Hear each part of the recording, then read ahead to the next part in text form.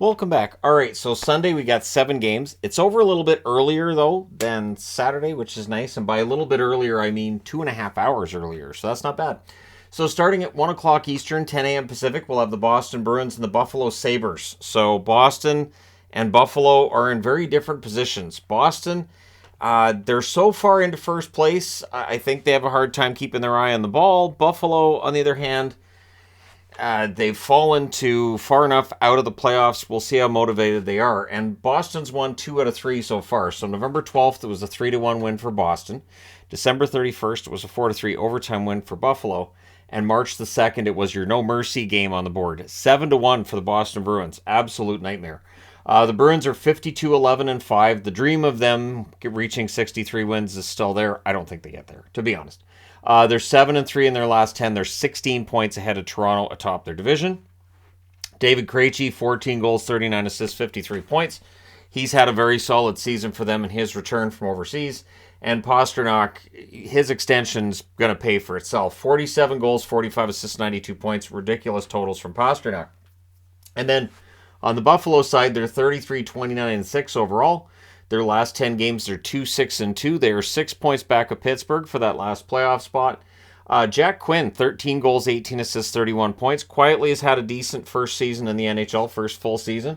And so we'll see if he gets one. And Olofsson, looking for the Cy Young, 26 goals to go with 9 assists for 35 points. So for anybody who may not be familiar with Cy Young, it's a term that's been used forever in hockey, where goals and assists are treated like wins and losses with pitchers in baseball.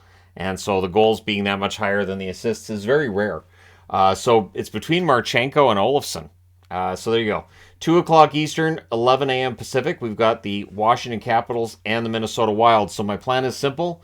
These 2 games will go into a video of their own. This one here can have a video of its own. Can't wait for that. Another video strictly on a Columbus game. But yeah, Minnesota at home against Washington. They won in Washington 4-2, did those Minnesota Wild on January 17th. So I like the Wild's chances. The Capitals, 33-30-7 on the season. Their last 10 games, they're 5-4-1. They're 5 points back of Pittsburgh, so they're still in the hunt. TJ Oshie, 18 goals, 15 assists, 33 points. He's been known to put in the important goal here and there. So is Ovechkin, 37 goals, 28 assists, 65 points. He should reach 40 goals this season, right? It looks like 50's out of reach for him, but 40 should be reachable. On the Minnesota side, they're 39, 22, and 8 overall. Their last 10 games are 7-1-2. They're tied with Colorado for second place in the division, but they're beneath Colorado right now. So they're 5 points clear of Winnipeg as well. So it should be Colorado and Minnesota unless Dallas falls out of first spot. Eriksson Ek, 23 goals, 30 assists, 53 points. He's been playing very well lately. Johansson has as well. So with Kaprizov being on the shelf, Johansson's helped to fill some of that void. 15 goals, 19 assists, 34 points for Johansson. I think he's been more important for them this time than he was the first time they got him. Then at 4 o'clock Eastern, 1 o'clock Pacific. So there's 2 hours between this start time and this start time. And it's Columbus and Vegas. November 28th, Vegas wins this matchup 3-2 in a shootout. Columbus 21-40-7 overall. Last 10 games are 3-5-2. They're 11 points behind the Montreal Canadiens for second to last in the conference. So they're last in the conference, and they're 3 points behind San Jose. They are 32nd overall in the league. Johnny Gaudreau, 17 goals, 46 assists, 63 points. He's had a decent year, and he's been decent lately, but he's being paid to be more than just decent, right? Boone Jenner, 23 goals, 17 assists, 40 points. Since putting Jenner and Gaudreau together, they've had some good chemistry, but they need more. Vegas, 42-21-6 overall. Their last 10 games are 7-3. They're coming off that ugly 7-2 loss against the Calgary Flames. They're tied with LA atop the division. They have the tiebreaker on the LA Kings, though, so they're still first. They're only 4 points ahead of Edmonton, so Edmonton is definitely charging. Eichel, 23 goals, 28 assists, 51 points. He's had his up and down moments over the last month or so. Barbashev's been very good since joining Vegas from St. Louis. 14 goals, 23 assists for him on the season for 37 points. And then we jump ahead to 7 o'clock Eastern, 4 o'clock Pacific. We have 3 games starting then, and then 1 game starting an hour later, and that's it. So these 4 will get aboard of their own. So Nashville and the Rangers. Nashville won the first matchup November 12th at home 2-1. The Rangers looking to win this one here. We'll see how sharp they are after that big win over Pittsburgh, or do they have a letdown? Nashville 34, 25, and 8. Their last 10 games are 5, 3, and 2. They're 5 points behind Winnipeg. Tyson Barrie, 11 goals, 35 assists, 46 points. I feel bad for Barrie going to Nashville, but you know what? He's played well enough. Sissons has been good too. 11 goals, 16 assists, 27 points. Good, not fantastic. They need, they need Forsberg is what they need, and Forsberg isn't available. On the Rangers side, they're 40, 19, and 10. So, yeah, playing Pittsburgh seems to have alleviated any concerns they might have had. They're 7, 2, and 1 in their last 10 games. They're 10 points ahead of the New York Islanders, so pretty firmly entrenched in second place. Although they're within 5 points in New Jersey, so there's still that chance. It's a remote chance, but it's still there. Capo Caco, 12 goals, 20 assists, 32 points. Just today I saw another one. He's a bust. Okay, people want to keep that up. They can. If you don't watch Kako, that's how I can tell, is people still calling him a bust. Is he a 40-goal scorer? No. Is he going to be a 40-goal scorer? No. Is he a very useful player on that kid line? Absolutely. And Patrick Kane has been playing better since that break that the Rangers had. 19 goals, 33 assists, 52 points for him. Also at 7 Eastern, 4 Pacific, the New Jersey Devils and the Tampa Bay Lightning for the third time in a week. March the 14th, Tampa Bay won 4-1. March the 16th, Tampa Bay won in a shootout 4-3. Now Tampa's at home where they technically are better. The thing is, New Jersey's better on the road as well. So New Jersey 44, 18, and 7. I thought about wearing a New Jersey Devils jersey, but I did that on the 16th, so I'm not going to do it today because if the Devils lose again, fans will not let me hear the end of it.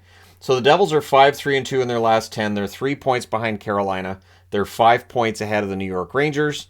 Dawson Mercer, 22 goals, 28 assists, 50 points for him. Absolutely great season for him.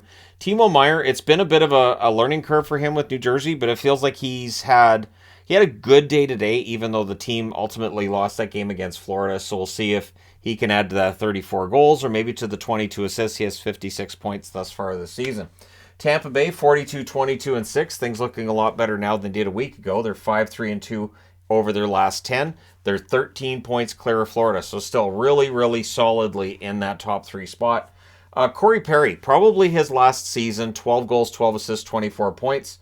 Not nearly as prominent as he was even, say, like 3 years ago with Dallas. Hagel, 27 goals, 32 assists, 59 points. What does he do for an encore after his hat trick? We shall find out. Also at 7 Eastern, 4 Pacific, we've got the Winnipeg Jets and the St. Louis Blues. Winnipeg's won all 3 so far this year. They won October 24th, 4-0. They won December 8th, 5-2, and they won January 30th, 4-2.